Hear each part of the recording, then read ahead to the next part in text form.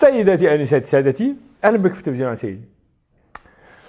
من كام حلقه كده عملنا حلقه خاصه على تفجيرات الكنيسه. قعدت توري في راسي وبعدين عرفت بتوري ليه. طلع وراها بقى حاجه من راسي، من ورا بقى جابت حاجه من ورا كده. من كام سنه كده كنت عملت انترفيو مع دكتوره منال عمر، كنا بنتكلم على عنصريه المصريين وكده، وايه المشكله وليه ليه الناس بتحبش بعض وكده. وبعدين وانا بسالها هو نعمل ايه؟ نعمل ايه في الناس دي؟ ليه بقينا ما بنحبش بعض كده؟ ايه المشكله؟ قالت لي المشكله دي بتتصلح بعكس الطريقه اللي هي حصلت بيها. قلت لها ايه اللي حصل بيها؟ قالت لي اخطر حاجه سببت في ان الناس تبقى مش عامله كده لما بطلوا يروحوا نفس المدرسه. لما الناس من طبقات اجتماعيه مختلفه ما بقوش يروحوا نفس المدرسه الكويسه. فكره مدخل، ها هوريكم مدخلتني ازاي. تعالوا نبص علينا كده، حط مرايه كبيره كده نبص علينا نحن. واول الموضوع ده عن وانت ما بتقول نحن قصدك مين بالظبط؟ انتوا ده انت والناس واصحابك دول اللي هم مين؟ تعالوا نتكلم على موضوع الانتماء. يعني ايه انتماء؟ انتماء يعني انا وهؤلاء القوم اللي ورايا، سواء كانوا ممكن الواحد ينتمي لعيلته جدا وتبقى عيلة فلان الفلاني، التانية هي الناس التانيين. ده اللي بيعمل الطار في الصعيد مثلا، يحصل عداوة وبعدين بقينا احنا بنحارب بعض، احنا بنحارب هم. اوكي، ممكن الموضوع يوسع شوية ويبقى المحافظة دي versus المحافظة دي، المحافظة دي against المحافظة دي. فاكرين الحاجات دي؟ فيحصل برضو في ماتش كورة بتاع يحصل عداء. وبعدين بمناسبة الكورة في أصلا دولتين، الأهلي والزمالك.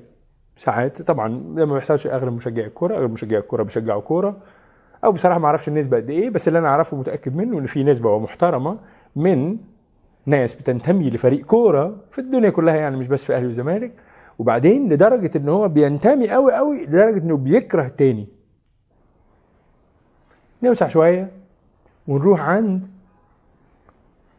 أنا مصري. تعالوا نتأمل في حكاية أنا مصري دي شوية.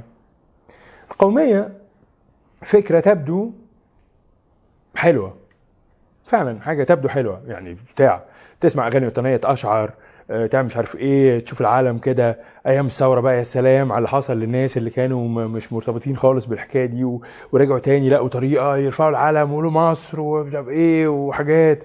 الكورة الناس بتحبها، الماتشات بتاعت المنتخب، لو تفتكروا بقى اللي حصل لنا، السعادة اللي المصريين عاشوا فيها أيام بطولات الأمم الأفريقية بالذات كنا بنكسبها دي، وبطولة كانت هنا والحاجات وتبص على الاستاد كده ومليان ناس وأحلام وتحس إيه ده موضوع كويس قوي. أصل القومية دي شغلتها على فكرة في تقديري، يعني شغلتها المثالية إنك تحارب بيها. يعني أي دولة بتحارب دولة تانية عشان العسكري ده يسيب بيته وعياله وامه ومراته وبتاع ويروح رايح ولابس بزة عسكرية ويروح الحرب يحارب، لازم يبقى منتمي للعالم اللي هو بيحارب عشانه.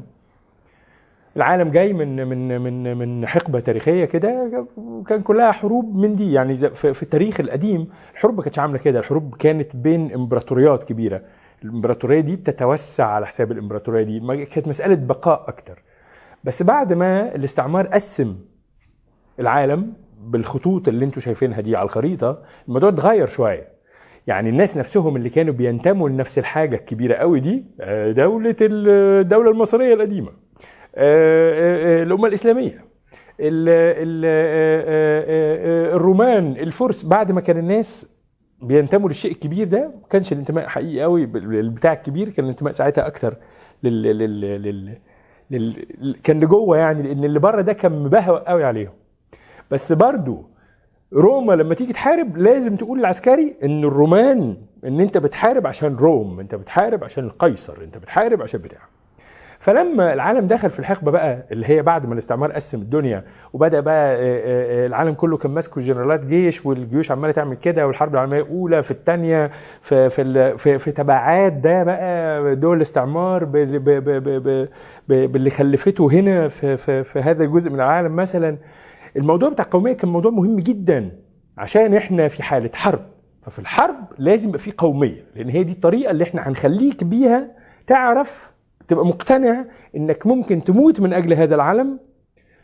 وعشان تموت من اجل هذا العالم وعشان تحارب، ما هتحارب مين بقى؟ هتحارب الراجل التاني اللي زيك بالظبط اللي واقف الناحيه التانيه، هيموت من اجل هذا العالم. مفيش حاجه حصلت خالص يعني. خلوا بالكم في الانسان بيحارب عشان مثلا انت ممكن تحارب عشان العدل، عشان الحق، عشان الخير، عشان نصرة المظلوم. دي كلها حروب نبيلة. كانت بقى الحرب دي خناقة صغيرة انت بتخنق مع نفر واحد بلطجي او معتدي او كانت دولة كاملة بتحارب عشان تدافع عن نفسها. انا بدافع عن نفسي، الدفاع عن النفس ده غرض نبيل شريف. في معتدي جاي وانا ايه ده تعالوا، زي بالظبط ما بيحصل عند البيت، في حد جاي لك بيتك يقتحمه بتقوم تدافع عن نفسك، حد بيعتدي على اهلك بتقوم تدافع عنهم، وهكذا. كل ده نبل ما فيهوش حاجه. الا التاني ده اللي مش نبيل قوي، التاني بتاع انك تقنع حد ان هؤلاء القوم هم الناس التانيين، بتمشي بقى حكايه النبل ده بيمشي خالص، وبيتحول الموضوع الى انه كراهيه بحث بس، مفيش حاجه تانيه. وانت مش ممكن تقتل حد غير وانت بتكرهه، غير وانت شايفه الناس التانيين. تعالوا بقى نطبق الكلام ده على، تعالوا نشوف الموضوع بتاع الارهابي المجاهد ده، المجاهد اللي احنا اتكلمنا عنه من كام حلقه واحنا بنتكلم على حادثه الكنيسه. المجاهد بيحصل له ايه؟ المجاهد اولا، على فكره المجاهدين غير الجماعات الاسلاميه والحاجات دول موضوع تاني يعني. هم حتى بيتم تدريبهم والتعامل معاهم بطريقه تانيه خالص. بيتنقوا بالواحد بظروف معينه كده، يتنقوا، ينعزلوا، لازم ينعزل، ما ينفعش يقعد كده هيصه كده قاعد مع الناس بقى وبيتكلم ويسمع ارائهم ويسمع مش عارف ايه، لا بينعزل، يعيش حياه معينه بظروف معينه، بيكلموا شيوخ معينين، عنده خطاب معين. وفي قلب الخطاب طبعا لازم يبقى فيه عزل، لازم يحس ان الشخص، الناس اللي هو هيموتهم دول ناس تانيين، دول مش هو، عشان يعرف. عشان كده دايما الناس تتساءل هو ازاي واحد مصري بيقتل مصريين كده، ان هو ما بيبقاش اصلا بيشيل من عنده الانتماء للمصري ده ويروح حاطط مكانه انتماء بس ليه، مش حتى بقى الاسلام، لا ده انتماء كمان للجماعه دي، للامير ده، كده. فالعالم كله اصلا لو الامير قال له يموت امه ممكن يموتها. والدليل قالوا له احنا لسه شايفين فيديوهات بتاع اب يا جماعه، اب بنت صغيره، عيل صغير، ويقنعوا انه يعني هو يبقى مقتنع تماما ان الصح اللي يتعمل ان الطفل الصغير ياخد عبوه ناسفه ويروح يفجر نفسه. حاجه يعني ازاي؟ لازم ده دماغه تبوظ خالص. واكتر حاجه بتبوظ دماغ هي الكراهيه والفصل. عكس، فاكرين مثال المدرسه اللي بدانا منه؟ كل ما الناس تبقى مع بعض كل ما يتوحدوا، كل ما يبقى اللي بينهم حاجه حلوه. كل ما الناس تتفرق كل ما يبقى اللي يبقى بينهم ده حاجه وحشه، ما يبقوش متجمعين ولا حاجه. فبصيت على ذكر يعني المساله بتاعت القوميه الاسلاميه دي، دايما ده صراع غريب حاصل، يعني حاصل في 20 30 40 سنه اللي فاتوا. المصريين يتخانقوا مع بعض، وانت مصري ولا انت سعودي ولا انت بتتكلم كده ليه؟ التاني بيستبدل هويته بهويه مش بتاعته، هويه سعوديه. عشان ايه؟ هو تفتح كده تويتر وفيسبوك تلاقي انا مسلم. ايه انا مسلم دي يا معلم؟ يعني ايه بقى؟ يعني مسلم دي يعني انت مع القبيله دي وكل ما دونكم الناس التانيين؟ اصبر على شويه وبعدين نكمل كلام في الحته دي. تعال نرجع تاني على المسألة بتاعت القومية. ايه الفرق بين انا بروح للارهابي بتاع الجماعة ده واقول له انت ازاي مش منتمي للوطن ومنتمي للجماعة دي؟ فهو ممكن ببساطة يقول لي عشان انا على فكرة مبقتش اصلا منتمي للوطن، انا ده وطني. طب وانا لو بروح للاهلاوي الزملكاوي والاقيه عامل قومية برضو ومنتمي لدول وبيكره دول، ايه الفرق بين كل ده وبين ان انا اروح قايل بص يا معلم انت مش هتنتمي ولا دول ولا الدايره الصغيره دي ولا الدايره الاكبر، انت هتنتمي للدايره للمربع، هتنتمي لمصر، بس غير كده انت ما بتنتميش. ايه الفرق؟ هو نفس الحاجه. حكايه القوميه المفيده في الحروب دي مش مفيده في السلم ولا حاجه، مش مفيده للرقي البني ادميني. البني ادم السوي السليم لازم ينتمي للبشريه اللي هو منها اصلا. في شيء بيجمع بينك وبين اي شخص في جنوب افريقيا او الاسكا او اليابان او سيبيريا او اطراف العالم من فوق لتحته، انكم كلكم كده اسمكم الجنس البشري. في شيء بيجمعك بيهم، في شيء بيجمعك بالحيوانات اللي عايشين على كوكب الارض على فكره، عشان انتوا كده كلكم اسمكم كائنات ارضيه. في شيء بيجمعك بالبكتيريا والجراثيم والحشرات اللي عايشه على الكوكب، ان انتوا كلكم عايشين على الكوكب ده. لو الكوكب ده نزل عليه نيزك راح مولعه كلكم هتموتوا مع بعض. نعمل ايه في الحكايه بتاعت القوميه؟ نعمل ايه في الموضوع بتاع الانتماء عشان ننظفه من انه يتحول الى انويه، يتحول الى انه بيغذي الانا وبيخليك تحتقر الناس وبيخليك تقول بصوا اصلا الناس بتتكلم، يعني بصوا مش عايز يعني بصوا الناس بتتكلم ازاي على بعض، بصوا الناس بتتكلم ازاي على الناس تانيين، احنا عظام وانتوا مش عارف ايه، احنا قدام وانتوا لسه اول امبارح، احنا ما ادري مالنا وانتوا ايه. انتوا اللي هو مين؟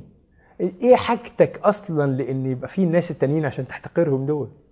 وازاي اصلا لازم تحتقر الضروره الحتميه اللي لازم تبقى موجوده عشان تعرف تحتقر حد وتتعالى عليه وتتفشخر عليه؟ ولما تيجي الفرصه، لو سنحت الفرصه، انت لو جيت على فكره تخيل في ماتش اهلي وزمالك كده والماتش بقى محتدم قوي والحكم طرد واحد من هنا وحسب بنالتي هنا غلط والجماهير بقى بتاع، ادي الناس دول مدافع رشاشه وسايبهم على بعض في الملعب وشوف هيحصل ايه.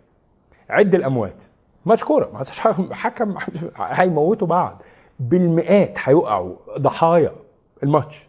هو ده اللي بيحصل بالظبط لما تعمل كده وانت بتقول لهم انت مصري وانت مش فاهمه اصلا يعني انت مصري، تقول انت زملكاوي وانت مش فاهمه يعني زملكاوي، تقول له انت مسلم وانت مش فاهمه يعني انت مسلم.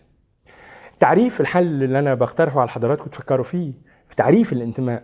الانتماء يعني حب زايد، زي ما انت في العالم كله اهو. انا بحب على فكره الناس اللي انا جبت لكم سيرتهم في اطراف الكون دول، انا بحبهم كلهم، وكل ما الدنيا تقرب بس انا بحب اكتر. العربي اللي بيتكلم لسان زي لساني انا بحبه اكتر. وعلى فكره الاوروبي اللي عنده افكار بتتقارب مع افكاري انا بحبه اكتر من البعيد اللي افكاره بعيده جدا عني. طب واللي اقرب مني بحبه اكتر، والمسلمين بحبهم اكتر، والمصريين بحبهم اكتر، والمسيحيين المصريين بحبهم اكتر، والبتاع لحد ما اوصل عند عيالي اللي انا بحبهم اكتر حاجه في الدنيا. فكل ما القرب يزيد كل ما الحب يزيد، مش كل ما اطلع برايا الحب يخلص ويطلع مكانه كراهيه وعداء وفرقه وغضب واحتقار وتعالي ده مش انتماء، ده شيء قبيح، دي مش قوميه، ده شيء دميم. والطريقه الوحيده لتنقيه انتماءاتنا كلها لو سمحت، زي ما الناس بتدخل برضو تكتب كده على فيسبوك وتويتر في البايو بتاعتهم كده، يكتب انا مصري مسلم عربي ما ادري ايه. ادخل لو سمحت، هات ورقه دلوقتي كل واحد فيكم هات ورقه واكتب فيها انت بتنتمي لايه بالظبط، واقعد طبق الكلام اللي احنا قلناه في الحلقه دي عليه وشوف الشعور اللي عندك ده شعور حب زائد تجاه هؤلاء الاقوام اللي انت بتنتمي لهم، ولا شعور في اي نوع من انواع الكراهيه لاي حد بره الدايره دي. وكل ما تلاقي كراهيه اعرف ان ده خوف، واعرف ان ده جاي من عند الانا بتاعك، واعرف ان ده هيوديك راسا الى الجحيم. ولو مش عايز تروح الجحيم روح الجنه، والجنه طريقه واحد هو انك تحب نفسك اولا. فاكرين الرحله دي كلها بدات فين؟ تحب نفسك عشان تتعلم تحب الناس، ولما تحب الناس الدايره دي ما توقفش عند حد، تفضل ماشيه ماشيه ماشيه حد تسع جميع البشر المختلفين عنك. هم المطلوب منك مجهود، هم المطلوب منك ان ترقى فوق الانا بتاعك عشان تعرف تحبهم، والا ما يبقاش في مسلمين واخدين طريق الى الله مثلا بيكرهوا مسيحيين واخدين طريق تاني الى الله مثلا. دي فكره غير عاقله، فكره مجنونه، لازم نراجعها كويس. اللي بيكره لازم يراجع افكاره، عشان الكره ده مرض انت مصاب بيه، ولو ما خففتش نفسك منه هتفضل مصاب بيه، وهتقعد تعدي عيالك وتعدي المجتمع اللي حواليك، وتوصل ان احنا عايشين في البلد اللي احنا عايشين فيها دي، وبتمشي في الشارع تحس الناس بتكره بعض. هو ده سببه كده، من اول ما المدرسه ما بقوش فيها مع بعض، ومن اول ما كل واحد فيهم بقى بينتمي لشويه ناس، وكل 5 عاملين مجموعه، وكل 10 عاملين مجموعه، وكل شارع ترسم فيه خطين عشان يبقى فيه 6 اسداس وكراهيه فرقه. بس كده. الحلقه الجايه ان شاء الله نكمل. سلام.